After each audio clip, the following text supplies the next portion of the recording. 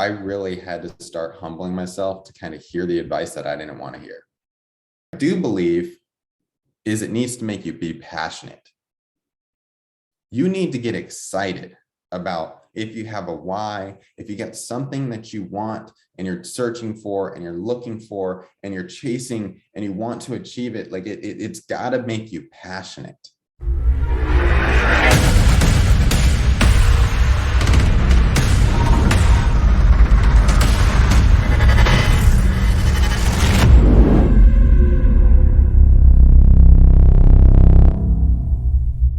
So here's what I want to go ahead and do.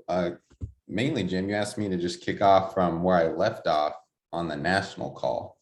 And to preface that, and I'll probably like start just a little bit back again so that way I can catch it all up. To preface that, guys, my name is Andrew Jimenez. I'm direct to the bald and beautiful, the amazing Mr. Jacob Pogue and the Wayland hierarchy over here. Very glad and happy to be so. I started with Symmetry back in 2016, not knowing jack diddly about sales or anything like this. I mean, I was stocking boxes in a warehouse, $12 an hour, $1,500 a month, $600 rent, $600 student loans, and $100 some dollars left over for food, gas, electricity, you name it.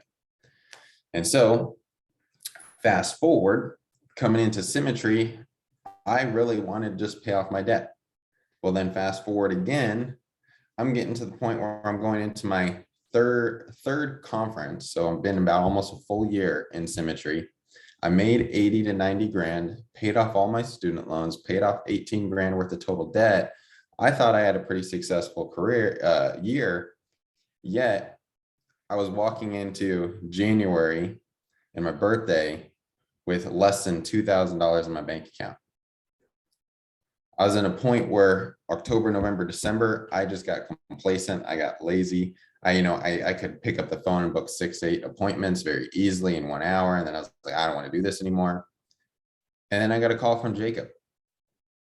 And Jacob just says very, very briefly, it's like, hey man, if you really want to do something here, one, you have an incredible story people need to hear. Number two, you can be something big.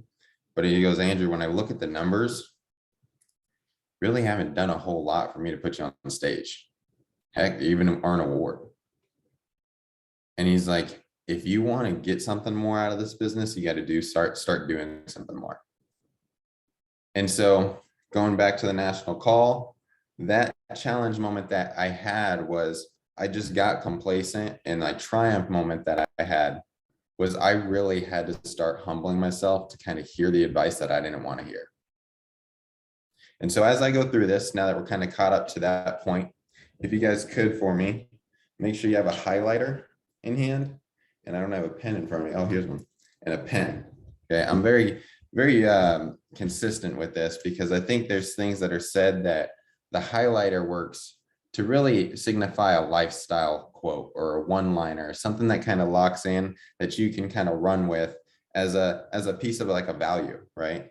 And then obviously just to take notes, little pieces for you. Write down questions, ask yourself questions like, what do I need to fix? What do I need to do? Things like that. Don't just take notes and say, how cool is that? And keep saying, wow, wow, wow. Start asking yourself, how? How can I be better? How can I achieve? How can I do what he did? How can I get to where I want to be? That's the type of questions you really want to ask yourself as I go through this. So coming into January, at that point, I just really decided that if I was going to go out there and do something and be something, I wasn't going to go into that third conference, one, without somebody there with me, and two, without actually writing at least 10 grand in a single week. I've been here for a year. I had never done it before. So I just made a decision. I had my first ever 10K week. One of my agents that was too broke to even go, and the other agent who had closed, I think, maybe like 3 policies in 8 weeks, ended up having his ever first 14K week the week before. And as I rolled into Symmetry's conference, I wasn't a key leader. I wasn't a team leader. I wasn't a top producer. I wasn't an agency owner. A full year into this business, I was a nobody. But really, what clicked and hit for me was at conference, I saw Grant Lieber, my good buddy, one of my greatest friends, walk across stage, and he got recognized as a future achiever. And they gave him the microphone, and he's going through his age, and he says, "Yeah, I'm going to be the youngest agency owner in the company." And I looked over at my buddy Jamie, and I said, "Gosh dang, I'll be darned if I let that happen." And I said, "Jamie, they said you got to go build a business, and we got to get more people here. This is the last time it's just either you and I at a conference. Are you in?" And he goes, "Sure." And we went to work. And so I'm going to line up what the next 6 months look like between January to June. And we broke out as agency owners in 6 months, doing $100,000 in production, and what that really equated to and looked like, because it's not just hard work. You've got to really evolve yourself into the type of person that an agency owner is, along with putting in the effort that it requires. And so from that January to June, that next August, just to give you guys a glimpse, we had over 25 people at that next conference 6 months later, 8 months later. So February comes. January, I had good production month, put over up with 20 grand. And I said, all right, man, I'm doing this. I'm getting it done. Well, I also committed that if I was going to do this thing, I had to get packets back, complete contracts back, get people into the system so Symmetry could do the heavy lifting. Well, thankfully for me, there's a spring tour going on.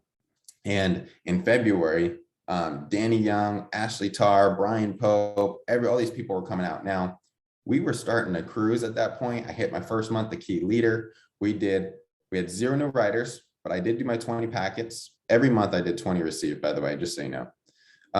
In February, we had 0 new writers. The agency did about 60 grand on 3 writers. I had the biggest month I've ever had with $26,000 in production. You know, I had Jamie who wrote another like 22,000. I had Angelique who was struggling at that time. All of a sudden she blew up with 22,000. So here's the other little leadership precept. Nothing takes place of a good example. Nothing takes place of a good example. See, when you go lead your team, if you're tired of your people not working, or maybe you need to look at the mirror and just say, am I not working? See, they will always do what you do, not what you're going to say to do. And I'm telling you, if they look at you and you're writing $10,000 a month, they're going to write about $10,000 a month. If you as a leader go out there and put up 15, 20,000, you're going to find some people that go 15, 20,000 and beyond. You've got to be the example that people can follow, because I'm telling you, Russ Weagle leaderboard, Russman leaderboard, doesn't matter how high you go up, right? Their number one thing that they're looking at is your leaderboard. Where is your name on it when you bring somebody on? So February comes, spring tour is happening, where we get to Phoenix and there's all these people flying in, and I'm thinking, man, this is the first time I'm ever going to be able to go to like a leadership dinner and an event like that. So I'm excited. Danny Young, Brian Pope, and we wrap up the meeting and we go to dinner. And I made very strategically to place myself right in between Danny Young, Ashley Tarr, Brian Pope, Carl Miller. So I'm right in the middle, and I'm thinking to myself, perfect. I've got about a good solid 2 hours to just pick these guys' brain and get as much into my business as possible. Well, I asked Danny to turn to him and I go, Danny, quick question for you. If you could just kind of look into my business, what would you suggest? And he says, sure. So we start chatting and he goes, talk to me a little bit about where your business is at. And I say, I kid you not. Well, Danny, I kid you not. I'm telling you, we're popping writers all over the place. And honestly, I think we're going to break out a few agency owners here in a couple of weeks, couple of months. Honestly, I think we're going to do great. And if we keep going the way we're going, we're going to absolutely kill it. And Danny looks at me and he says, son, I didn't understand a word you just said. And he said, if you want to continue to hire people like you, just keeps talking like that. He said, if you want to hire people like me and Ashley, you're going to have to change the way that you speak. And that moment kind of hit me because I was reading, I was developing, I was working on myself, right? But I wasn't really doing it intentionally to that level. Ashley then chimes in and Ashley goes, well, Andrew, that's Danny just being Danny. But quick question for you. What have you been reading lately? I said, well, Ashley, I'm reading like a book a week. I'm really making sure I take notes on it. She's like, oh, awesome. Tell me one thing from the last 5 books that you've read. And it was a lot of ums and uhs. And I think I got one thing out. And she said, exactly. She said, it's far better for you to extract almost everything you can out of a book than just be out here thinking you're working and personally developing by running through a gauntlet of books and audios. She said, you need to start applying and implementing everything that you do. So that what I have you guys do right at the beginning, right? Grab that highlighter and grab that pen. That's how I journal. When I read and when I go through stuff, if I'm listening to an audio or I'm listening to a book or I'm reading a book, I don't just take notes and write down the one-liners. I ask myself, based off of this book by Good to Great with Jim Collins, how can I take this precept that if you want to be exceptional here, you got to think like no one else has ever thought before? How do I need to change my mentality? And then I'll write down little pieces. I want to start doing this. I want to try this. I want to do this. So during that time, the book that I read was 5 Levels of Leadership by John Maxwell. And I had to figure out in my place in this current moment, what type of leader was I? And I was level 2 leader. I was solid at that. I was not a level 1, but I had to figure out, how do I get to level 3, 4, and eventually 5? That's application implementation. So triumph number 2. I'm making sure I get my numbers right. Triumph number 3, I think. And no, 2, you're right. Yeah, can't count over here, guys. Don't gotta be too smart. Number 2 was I started to really intentionally work on growing myself to the point that I could be the leader that people needed me to be. And so I wrapped up February with 26,000 on 18 applications. That was a record month for me. That's currently still my record month. But my first over $20,000 month too. And that month, consistently still getting 20 packets back. We had 0 new riders, did 60 grand on 3 riders. So now we're rolling into March. And March comes and we're producing. And I once again did 16,000, 20 applications.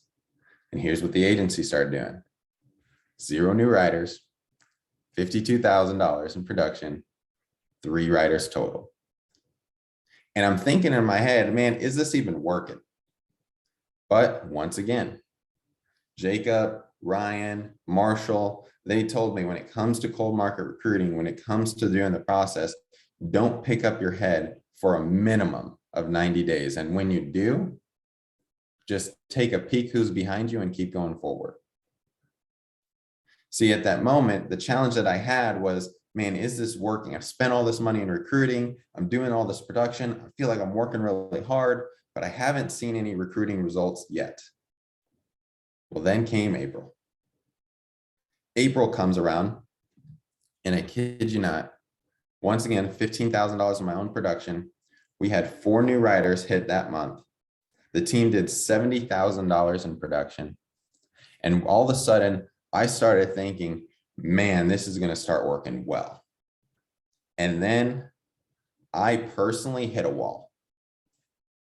I started getting tired. And my challenge that I ran into was I tried doing everything for the team. I was the coach, I was the trainer, I was the phone script person, I was the in-home audio listen to her. I was everything to anyone all the time, readily available from 6 a.m. to 8 p.m. because I was determined to hit agency own. And I took that on my shoulders that I was going to make it work. Now, here's what happened. I was sitting with Ryan Miller. We're at his dinner table. We just grilled out some steaks, and Michelle Miller in all her glory and all her niceness. She goes, Andrew, she goes, you look tired. And I'm like, thanks, Michelle. Appreciate it. And she goes, no, seriously, like you look like crap. And I said, oh, thanks.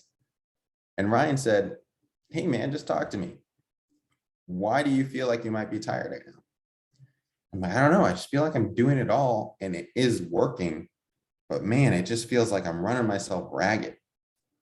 And Ryan said something that stuck with me that I didn't really, I don't think, realize until later on when I really got to analyze this whole thing. He said, this thing has to be so much more than just about a chase. You can't just chase agency owner. You can't just chase money. You can't just go out there and chase your next promotional contract. You can't go out there and just chase. Because guess what? Every time you keep chasing, it gets further and further away. All the time, you're just going to keep chasing. See, if you want to achieve something, you want to hit it, it's got to get bigger beyond what you're trying to achieve. And so he said, this thing has to be about impact some way or another. He's like, find a way that that word impact can fit in your life. And so my triumph there, number 3, is I really needed to understand my why. I paid off my debt the last year. I had nothing that I was really going for other than just chasing this agency owner, because I said I wanted to be the number 1 youngest agency owner in the company, but that was about it. So y'all have heard, quick raise of hands, the whole idea of like your why has to make you cry, right? Like that whole statement. Yeah, throw that out the window. I don't think it needs to be that. What I do believe is it needs to make you be passionate. You need to get excited about, if you have a why, if you got something that you want and you're searching for and you're looking for and you're chasing and you want to achieve it, like it's got to make you passionate. But it doesn't need to make you teary-eyed. I'm not a big crier, right? But you tell me what my why is now, it's 3 buckets. And I read this out of a book one time, forgot what book, probably was Greatest Salesman in the World by Og Mandino. It's probably something wrong in that, but or The Alchemist, one of the 2. So the 3 buckets were this, and each bucket has no more or equal value, or no more or less value, they're all equal, okay? So my first bucket is the idea of impact and ripple.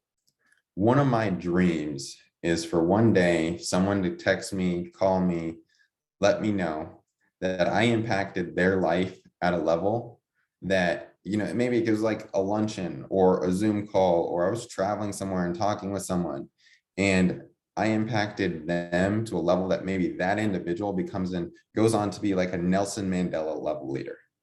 A Giannis Antetokounmpo level player, a Martin Luther King level change, right? And I had a small drop in the bucket for that individual. My second bucket is the idea of culture and travel and things like that. Like I love seeing how other people eat, cook, talk, traveling, going, experiencing stuff, like going around the world. And, for here with Symmetry gives me every bit of that. I get to travel and see agents on spring tours. I get to travel to vacations that are all expense paid for. I get to do things that I honestly wouldn't have never been able to do. Like that's my second bucket, is I want to experience everything that God put on this earth. And the only way I can do that is if I do the work to get there. The third bucket for me, is experiences. I'm a self-proclaimed tequila aficionado. I think I know a lot about it. Probably don't know Jack Diddley, but hey, it's okay. I believe in myself. The other side of it looks like this. I love experiences. I love sharing memories, creating memories, having memories with people. And I'm the type that if I buy an expensive bottle of tequila or nice wine, I don't want it to sit on the shelf. I think it's pointless, right? I'd rather drink it all in one night, have great memories with friends, and think to myself, man, that was a little notch. They always talk about that little dash on your tombstone. You got the date, year you were born, the year you end, what did you do in the middle? To me, like those experiences fit in the middle. Each bucket fits in the middle for me. And that became my why. It became what I wanted to really strive for, that I can tell you every single day, every moment, everything that I get to do in Symmetry falls into those buckets every single time.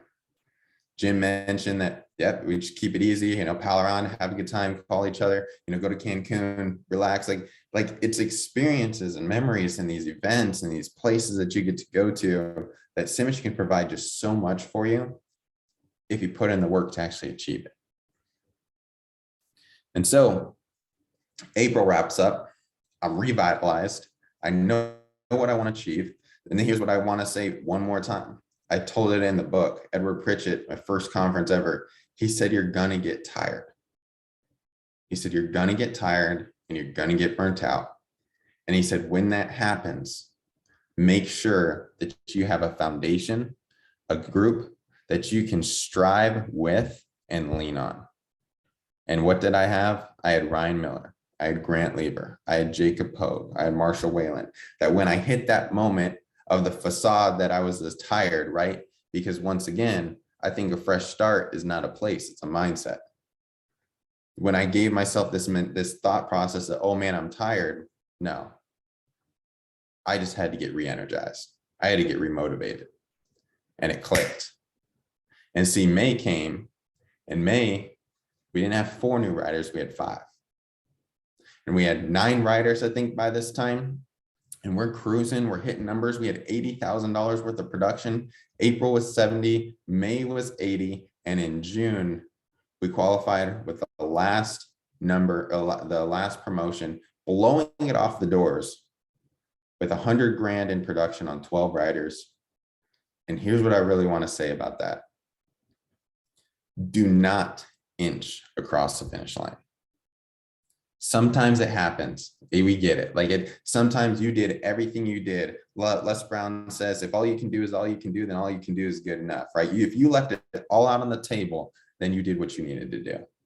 But don't be the person that thinks to themselves, if I would have just made that one more phone call, if I would have just sat with 5 more appointments, I know I could have, but I chose to sit on the couch and watch TV.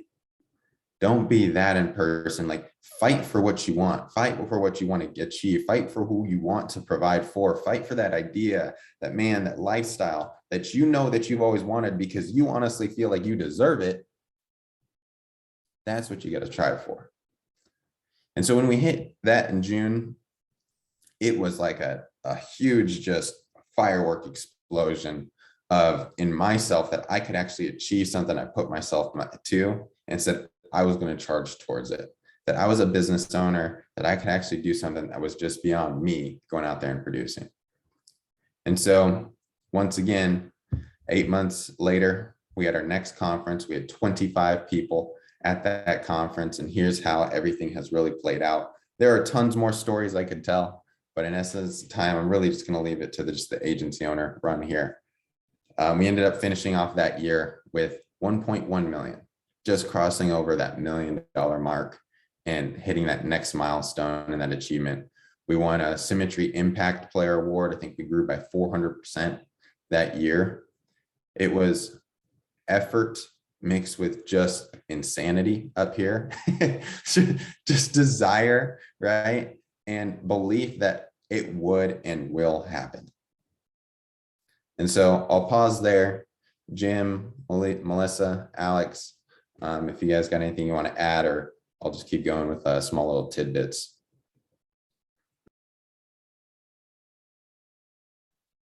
No, I mean, I think one of the things that, agents get stuck with, is, I didn't write business this week.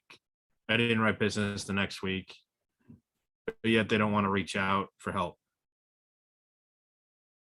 What's a solution or what have you come across that might make that a little bit easier for agents to do? Yeah, I would just say, is that what you're looking for? Right? Are you searching to not win? Because if you are, you're getting exactly what you're looking for. And more often than not, we'll find what we want to search for and what we want to happen versus the other direction, right? Well, I didn't sell anything this week. I didn't sell anything next week. Well, start thinking, I'm going to sell this week. I'm going to sell next week. I'm going to call Jim. I'm going to call Melissa. I'm going to call Alex. I'm going to reach out. I'm not going to do anything. I'm not going to not leave everything on the table and actually achieve what I want. But here's what I would say. Maybe what your targets are, you have too big of arbitrary numbers. simplify it down. It's about small wins. Like, here's a big thing I think a lot of people need to understand is it'd be awesome. Who here wants to be a $20,000 a month writer every single week, or be like Lee Jedlicka, writing 10K a week every single week on 6 hours worth of production per week? I mean, everyone would love that, right? But no one was willing to do what Lee did. He did not go on a vacation for 3 years. He studied 6 hours a day on the in-home, the phone script, and annuities and IULs. He called off his family's in Europe, by the way. He called off every trip that they were coming to come visit. And he said, I'm working straight for 3 years, not taking a single day off. How many people are willing to do that? Paul Winquist is. See, that's a little piece of, I think, what does it take to get to something like that? See, I think a lot of people have arbitrary numbers saying, I want to be a $20,000 producer, but at the same token, you got to think about, oh, wow, that's great, but how do I get there? And so think about it very simply. Man, I want to take 3 apps this week. I want to write $3,000 this week. Then you're going to upgrade your goal. I'm going to do 5 apps this week. I'm going to do 5K this week. Then you all of a sudden become the type of person, Jim, that says, well, I've done 3K and I've done 3 apps. Now let's try to do 3 apps in a day and 3K in a day. Now you're the type of person that can take 3 apps or 3K in a day, or 5 apps or 5K in a day. So then what do you elevate to at that point? Let's try 10 apps, 10K in a week. And you got to scale yourself to this point. It's not an overnight business. It's not a something for nothing business. Like, it's something for something. And if you do a lot, you're going to get a lot. If you do a little, you're going to get a little. But it's very simply, you've got to grow yourself to the person that understand one very extreme thing. Every year gets better here, as long as you get better. There's only 2 things you got to do: get bigger and get better.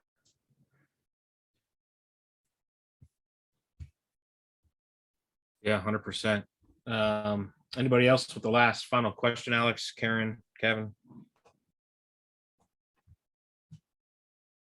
Andrew, I'll ask you the same question I've asked every guest we've had on any of our calls, and everyone already knows what question this is going to be. I'm going to guess in my head what your answer is going to be. But what is and why is it your favorite core value? Relationships matter. People come first. So my 5 voices: connector, creative, pioneer. But I think that there's 2 big pieces to this whole thing. It is recognition and relationships, right? And people just crave it, right? The 3 Ps, I think it's pay, praise, and something else from the Bible and stuff like that, right? But very simply, if you recognize people for the hard work that they're doing and the relationship that gets built behind that, you create a very good culture and mix of what you're looking for in people. And so for me, relationship and recognition is really the big piece. And I think that flows right into core value number 1: relationships matter and people come first. So true. Appreciate you doing 100%. that. Well, I again, got one Andrew, more. yeah, I go got ahead. one more thing, if you allow me. So I'll just I'll raise this up. I'm whacking my knee. But guys, I'm just a goofball. I think you have to just not take me seriously. I'm gonna go over here. I can't even see myself right. But it's too dark. It's too early. Haven't even had coffee yet. But here I am. So the last thing I had is I want to talk to you guys just a little bit about something like maybe you deserve. And this was something I heard a long time ago when I was in a network marketing company that I did absolutely horrible at. I made $500 in 2.5 years, and I recruited all of 4 people. And I thought, wow, I am terrible. Should never do sales and team building ever again. Well, here I am. And here's the big thing that I heard. Like, belief is a huge piece to everything. It's number 1 for cornerstone. If you honestly hear anything that any motivational speaker ever says, it's just belief. And my personal belief is that if you are sick and tired of being sick and tired, maybe it's not enough time for your kids, not enough money, never finishing, never getting to the point that you thought you would be in life. That constant fear that nags in the back of your head that, oh my gosh, what if I have to start over again? That I didn't make it here in Symmetry because now I got to start over somewhere else at whatever age it is. And that fear of going back down to level 1 again, I don't want that again. Guys, I can tell you personally, and I believe this with every fiber and bone in my body, that I don't believe those dreams, those desires, those things that you've held in your heart, I don't think they would have been placed there if you never thought you could achieve them. And so what I would say is just lean into that belief that that was given to you so that you could actually achieve it. Just figure out how you're going to get there. I know it's hard. I know there's things, but I can also tell you this. If it was easy to build wealth and extreme wealth, don't you think everyone would be wealthy and it'd be like crazy inflation rates and we'd already be living on Mars at this point? Yeah. Or being in Dubai where it's like $4,000 for a single dinner. Yeah. But the truth is, it's not like that. It's tough. It's tough to make your first $1 million. But when you do, you start to really understand what you're capable of and all those dreams and desires and those things that you've pieced together in here and where you can actually achieve them.